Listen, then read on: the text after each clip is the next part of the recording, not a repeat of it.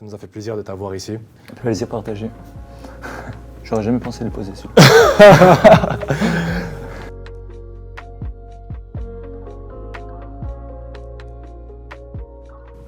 Bonjour et bienvenue dans cet épisode spécial de The Process House saison 2. Restez avec nous jusqu'à la fin car on a prévu une petite surprise pour vous. Je suis H, votre hôte, et aujourd'hui on accueille un invité particulier car il fait beaucoup de choses. Il est volleyeur professionnel, il est youtubeur, il a sa propre marque de bijoux. Sans faire durer plus longtemps le suspense, on accueille Mathias Montavon. Mathias, bienvenue. Merci. J'ai fait monter la hype pour toi. Du coup, il va falloir assurer avec ta présentation et être présent, quoi. C'est le moment d'assumer. Voilà. Est-ce que tu peux nous dire qui tu es un peu pour notre public, te présenter rapidement? Je suis quelqu'un qui adore créer toutes sortes de choses, qui a beaucoup de projets et d'ambitions dans plein de domaines différents. Comme tu l'as dit, déjà avec le sport, je suis sportif professionnel de volleyball. Et également à côté, je fais des vidéos sur YouTube et j'ai une marque de vêtements. C'est tout. 3 domaines différents, mais 3 domaines qui en même temps sont très complémentaires au niveau de la santé mentale que ça me procure et de l'équilibre que j'arrive à trouver dans la vie. Et voilà, c'est ce que je fais, j'adore créer des choses et durant toute ma vie, je pense que je vais continuer avec cette vision-là. Donc toi, t'es plus un créatif, ok. C'est marrant parce que la première fois que je t'ai, découvert littéralement, c'était sur YouTube justement. J'ai regardé une de tes vidéos totalement par hasard. Et je me suis dit, vraiment, ça serait intéressant de la voir sur le plateau de The Process House. Alors du coup, je suis content que ce jour soit arrivé. Est-ce que tu peux nous dire un peu, quand tu as commencé tes vidéos, est-ce que tu étais parti dans l'optique de devenir youtubeur ou c'est simplement tu voulais faire des vidéos et ça a pris? Je pense un peu les deux. Il y a de base une vraie passion pour l'audiovisuel, comme je l'ai dit, pour la création évidemment, ça va ensemble. Et de fil en aiguille, je me suis rendu compte qu'il y avait un potentiel, il y avait quelque chose à faire. Après, pendant 4-5 ans au début, c'était compliqué, évidemment ça ne marche pas tout de suite. Mais la passion m'a fait aller justement jusqu'à le petit succès que j'ai pu avoir par la suite. Et depuis le début, je vais pas te mentir que c'est quand même quelque chose qui me faisait rêver d'être youtubeur. Je pense que ça en fait rêver plus d'un. La hype, la célébrité. Ouais, alors même pas ça, mais surtout l'échange que tu peux avoir avec une communauté. Okay. C'est vraiment la proximité que j'ai réussi à créer avec les personnes qui me suivent et qui me regardent. C'est assez intéressant. J'ai vraiment une communauté en plus qui échange, qui est mature et qui est là pour avancer. Ouais. Et pour ça, c'est vraiment trop cool. Parce que tu es aussi présent sur Instagram, c'est ça? Exactement, ouais. C'est ça. Et par rapport à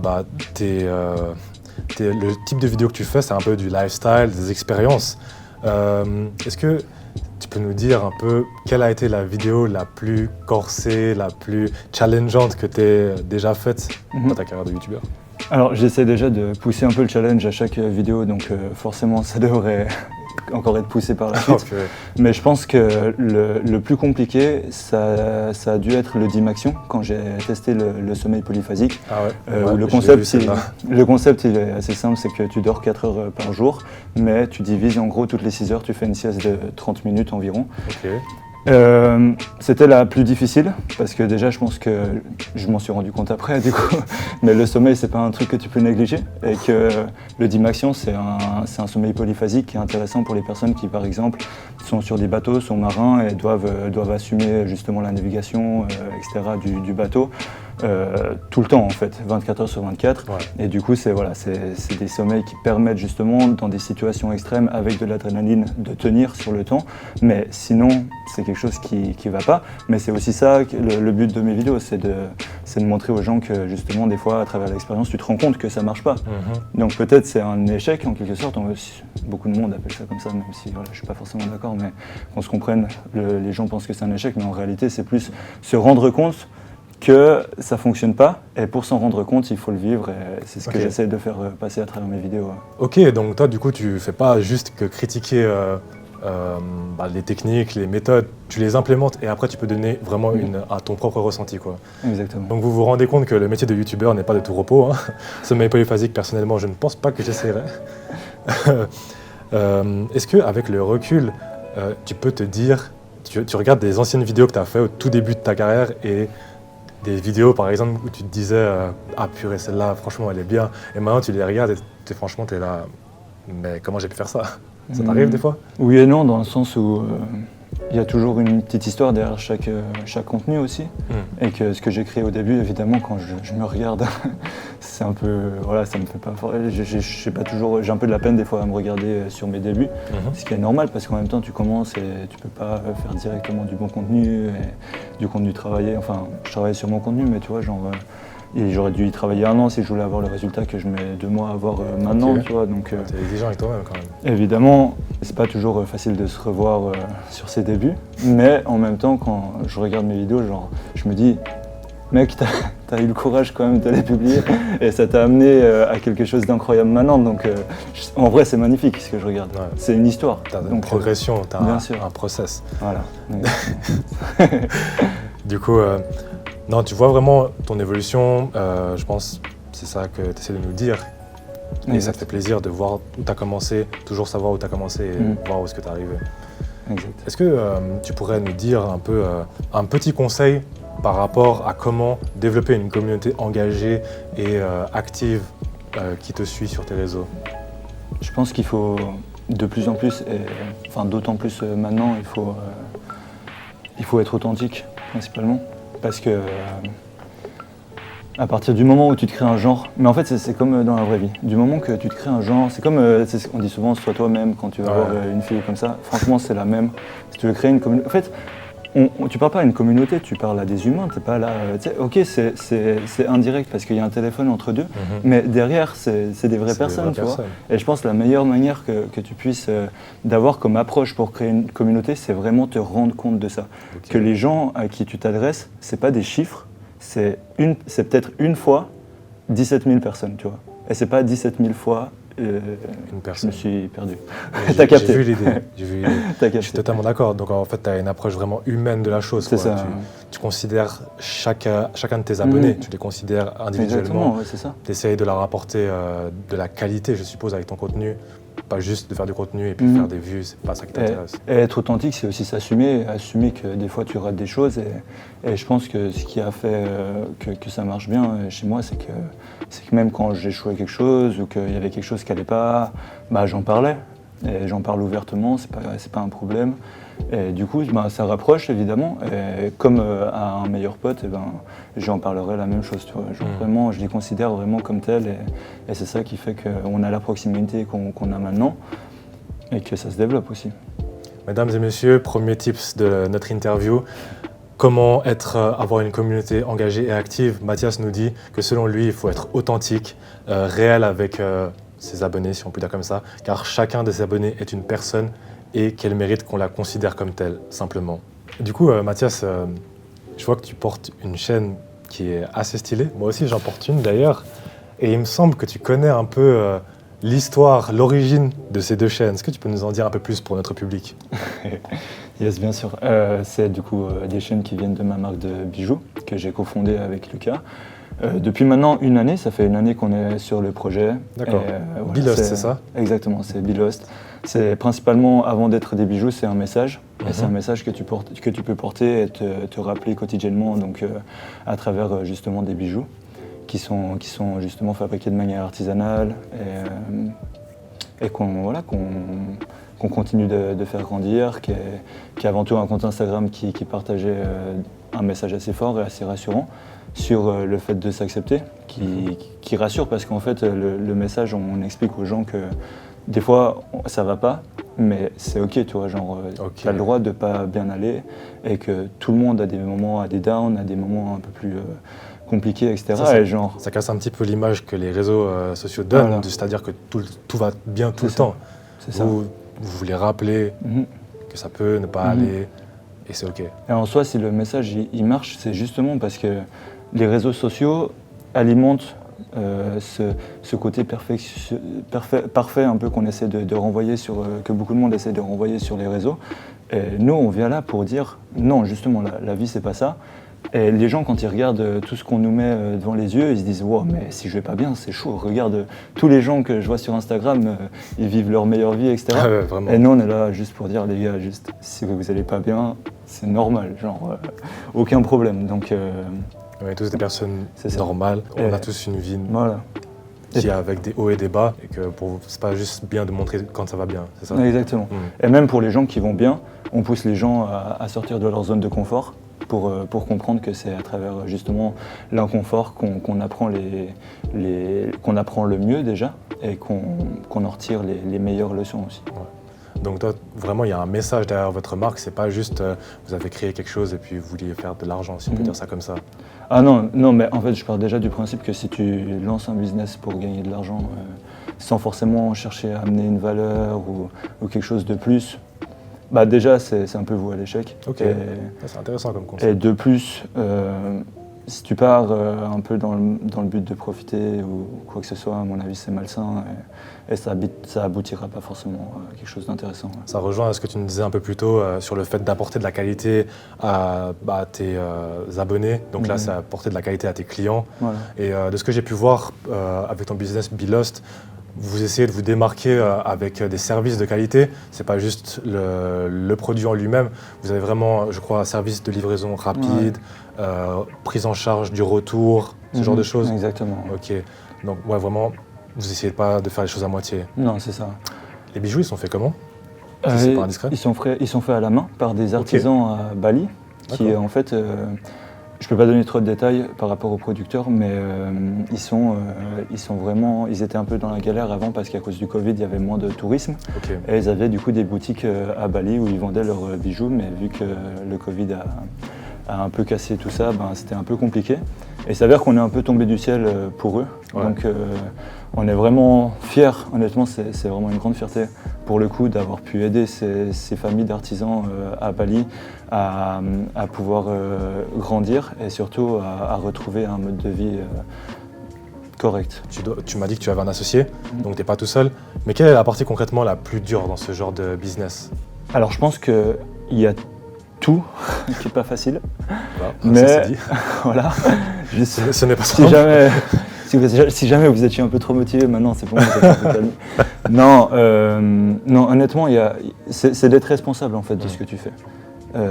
Faut que chaque tâche, tu la fasses et que tu mettes rien de côté. Il y a tout à faire. Donc évidemment, si tu loupes un truc, ça aura une conséquence. Et vu qu'on n'est que deux avec Lucas, ben, à partir du moment où on oubliait quelque chose, etc., directement tu le payais instant. Donc, une erreur. En fait, c'est vraiment la constance, c'est discipliner et faire les choses. C'est aller concrétiser un projet, c'est aller faire cette pub, c'est aller. Tu vois, genre, c'est pas genre.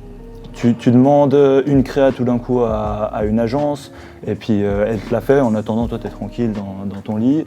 Non, c'est genre tu dois prendre l'initiative de le faire, après tu dois les tourner, tu dois les monter, tu dois vraiment tout faire, tu dois mettre sur Facebook, sur les publicités, tu dois tout mettre en place. Il y a un process. Voilà, il y a vraiment process. Exactement, il y a vraiment tout le processus à gérer et après là je te parle d'une pub mais tu as la logistique, tu as des trucs qui sont moins drôles, la logistique c'est pas drôle honnêtement, mais il faut le faire quand même. Parce que si tu le fais pas, mais ok, genre, je dis que c'est pas facile, mais en même temps, quand tu as envie d'amener un projet et de le concrétiser et vraiment de le faire grandir, de le développer au mieux, ça va, parce que tu sais que si tu le fais pas, ça va pas marcher de toute façon. Donc, dans ma tête, c'est simple, tu sais, genre, je me disais, bon, je le fais pas, genre, la question, elle se pose même pas, parce que je sais que si je le fais pas, ça va pas. Donc, tu sais, c'est même pas tu peux remettre la faute sur quelqu'un d'autre après parce que ton employé ou comme ça il l'a pas fait, c'est toi, il était tout seul donc.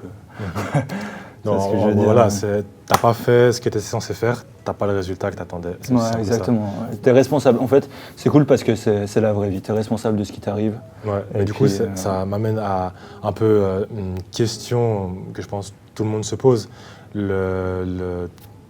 L'éthique de travail qui doit être derrière la création de vidéos, la création de ta marque, la gestion de la logistique, parce que justement, je pense on pourrait assez facilement se tromper en pensant que y a juste la partie créative, que c'est juste, voilà, tu dois créer le design des bijoux et puis c'est terminé, alors que non, il y a toute la partie administrative, export, import, la gestion des stocks, où tu les entreposes, tout ça. Concrètement, quelle doit être ton éthique de travail, ta discipline pour pouvoir faire tout ça, quoi? Je sais pas, moi je travaille tout le temps, du coup, je t'avoue, genre, je me pose pas plus que ça la question. Toi, c'est normal. Quand j'ai un moment, juste, je le mets là-dedans, en fait. Et je réfléchis pas ah mais je vais me faire une pause là parce que si, parce que ça et tout. Tu te dis jamais que tu travailles trop? Je te donne un exemple juste avant. Ouais. Genre avant de venir, j'ai dormi je pense 3 heures la nuit passée parce que je devais travailler justement sur une création, une publicité. Et du coup je me suis dit que j'allais récupérer 1 heure de sommeil avant de venir quand même. Au moment où je me couche dans mon lit, je reçois un DM d'un mec sur Insta qui me dit frérot, ton site là, il y a un problème. Frère, j'étais dans mon lit, j'étais là, quoi, il y a un problème, mais mon site il va très bien. Du coup, tu sais, je prends mon téléphone, je vais checker le site, et je vois que genre il y a une page ou deux qui chargent pas. Et du coup, ben mec, tu sais, genre c'est pas en mode, vas-y, j'avais décidé de faire ma sieste, du coup je fais ma sieste parce que ouais, j'ai dormi que 3 heures cette nuit et tout. Plus tard, quoi. Bah non frère, je me lève et je vais vite checker le site, ce qu'il y a, et puis je mets 1h30 à faire le truc, et puis du coup, j'ai pas de sieste. Voilà. Okay. Donc en gros, 24 heures sur 24, s'il y a un problème, bah, c'est toi. Vu que c'est votre marque, vous avez... Ouais, je comprends. Après je dis pas que c'est sain, je dis pas que c'est la bonne manière de faire. Je dis juste que c'est ma manière de faire, et je suis vraiment drivé en quelque sorte par le travail, et c'est à travers ça que je me réalise. C'est-à-dire qu'il y a des gens, sortir, boire une bière, c'est un truc cool. Bah moi, travailler, c'est mon truc cool en fait. Tu vois, c'est à travers ça que je me sens épanoui, c'est à travers ça que je me vois avancer.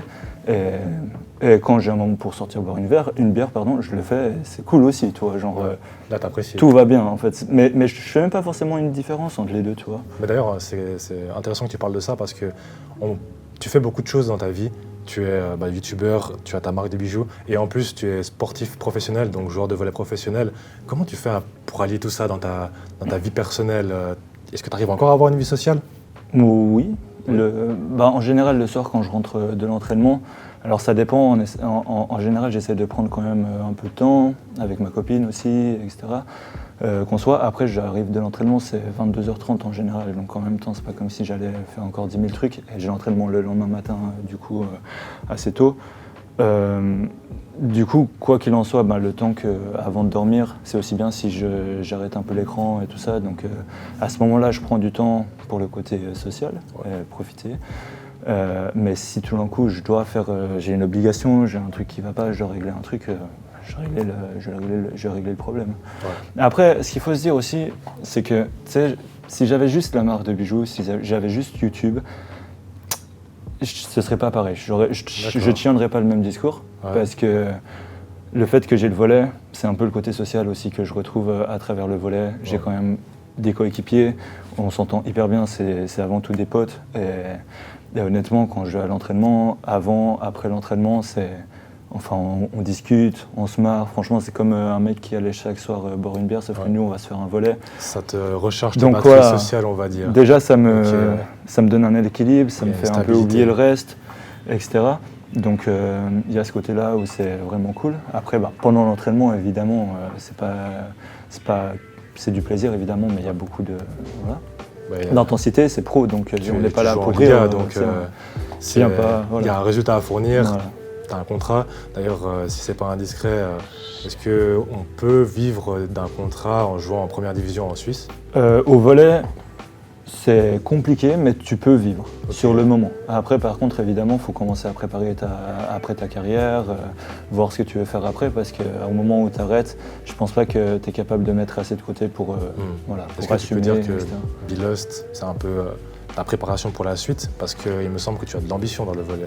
Ouais, absolument, j'ai beaucoup d'ambition. Après, à aucun moment, c'est une préparation ou quoi que ce soit. Déjà, avant que j'arrête le volley, j'ai un moment, à mon avis. mais surtout, en fait, je le fais pour le kiff, surtout. Évidemment, ça me fait vivre, tant mieux. Maintenant, je ne l'ai pas fait parce que j'avais une pression ou parce que si ou quoi. Je l'ai lancé parce que je voulais proposer un projet aux gens, qui était un projet qui me tient à cœur, un message qui me tient à cœur et qu'on voulait partager au mieux à travers Insta, à travers tous les moyens de communication. Voilà. Mathias, notre discussion était très intéressante. Cette interview touche malheureusement à sa fin. Je sais qu'on aurait pu encore parler en long et en large de ta chaîne YouTube, de toutes les expériences un peu folles que tu fais dessus, de tous les projets que tu prépares pour Bilost, car je sais que tu as des projets qui se préparent, et aussi de ta carrière de joueur de volleyball professionnel. Cependant, il me reste une question à te poser. Si tu pouvais revenir dans le passé et t'envoyer une lettre à toi-même, un message qui te motiverait et t'inspirerait à aller dans la direction dans laquelle tu es actuellement, quel serait-il? Bon, si je veux juste m'envoyer une lettre, je me dirais juste de continuer en fait. Parce qu'honnêtement, j'ai peu de regrets. Et je pense pas que si c'était à refaire, je le ferais autrement. D'accord. Je pense avoir pris les décisions qui m'ont amené là où je veux en être aujourd'hui. Et c'est même pas d'un point de vue succès, d'un point de vue notoriété ou quoi que ce soit, c'est vraiment d'un point de vue épanouissement. Je pense que je pourrais pas être mieux, plus épanoui que je le suis aujourd'hui, entre le volley, entre la marque, entre YouTube, faire des vidéos, la communauté, l'échange, etc. que j'ai. Donc juste, je me dirais, frérot, continue, mec, t'es sur la bonne voie, tu vois. Chemin que t'as pris. Après, si je voulais en rajouter un petit peu, je me dirais peut-être des fois de me faire moins de soucis par rapport aux résultats et de vraiment de me détacher totalement des résultats. Et c'est votre message en soi, c'est vraiment de faire confiance au processus, Exactement. au travail. Il y a des jours où tu travailles pendant 16 heures et le même jour, tu as 0 résultat. Donc, ça c'est notre message, donc du coup... du coup, je te laisse le faire. Du coup, vous, c'est plutôt be lost, il faut se perdre avant de se trouver. Voilà, exactement. Mais en même temps, le fait de faire confiance au processus, c'est avoir confiance en soi et avoir confiance en notre manière à se relever après un échec. Et du coup, nos messages se rapprochent, tu vois. Évidemment, on doit avancer de manière à ce que quand on va pas bien, on comprenne que c'est normal et que quand tout d'un coup on n'a pas de résultat alors qu'on a charbonné pendant 5 jours de suite, on doit comprendre que c'est normal. Tout à fait. C'est tout en fait.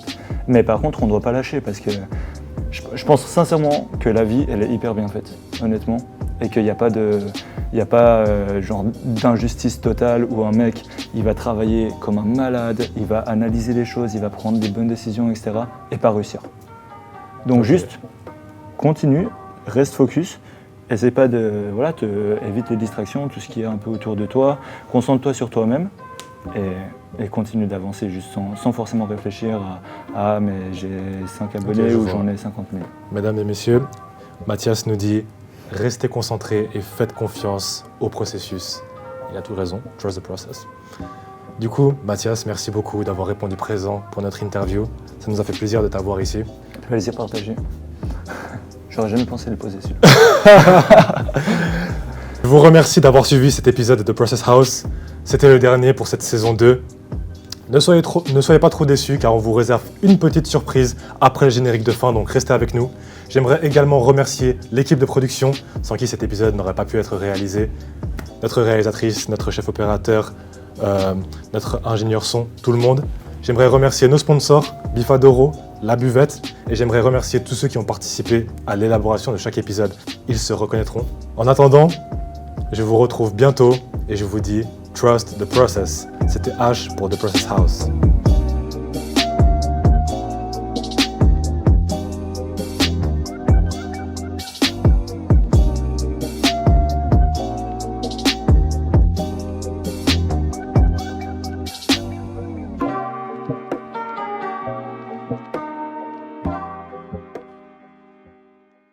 Et nous sommes arrivés à la fin de cette saison 2 de The Process House.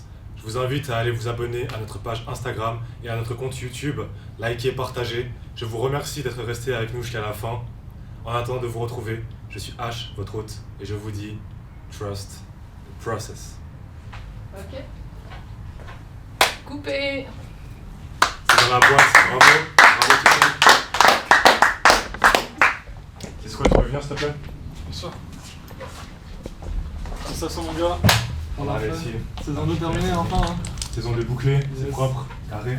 Ça va, félicitations. Hein. Bravo l'équipe, bravo tout le monde.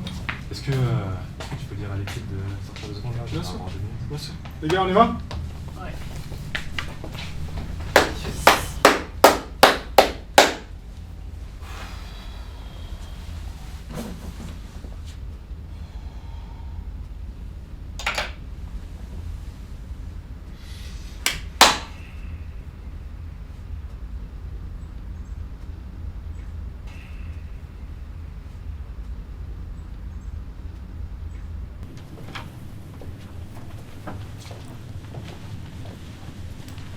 Eh, c'est toi, H? Ça dépend, c'est qui demande? On a des questions à te poser. En général, c'est moi qui pose les questions. Tu vas venir avec nous maintenant. Je crois pas.